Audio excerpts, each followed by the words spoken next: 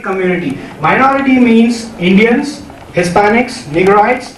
These are the class of people who are given more preference, and especially a woman entrepreneur, an organization run by a woman is given more preference.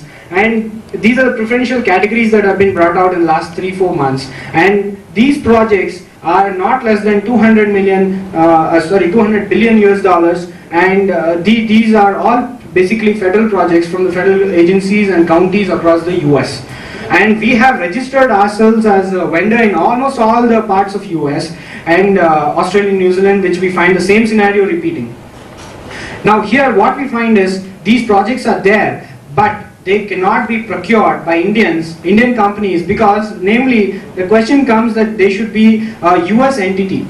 They should have a local presence. So the kind of tricky arrangement where we put a person up front and then backing a pilot project by 5 to 6 entrepreneurs out here, I don't think these things, these kinds of working models work now. We need to be straight.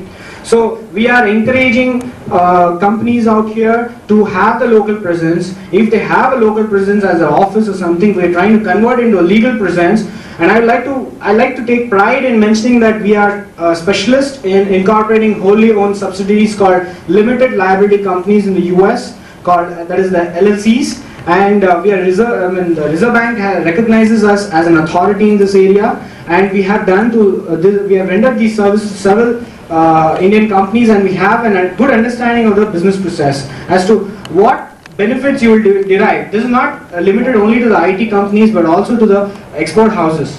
So it could be anything.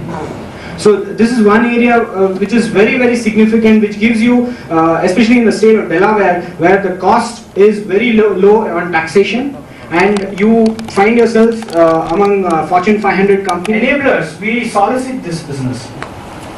This is one thing that I'd like to mention. And you see Mr. Ross Hodkinson, as he's the president of Australian, American and New Zealand Chamber of Commerce, and he has around 4 decades of experience, and he's been in the market for 4 decades.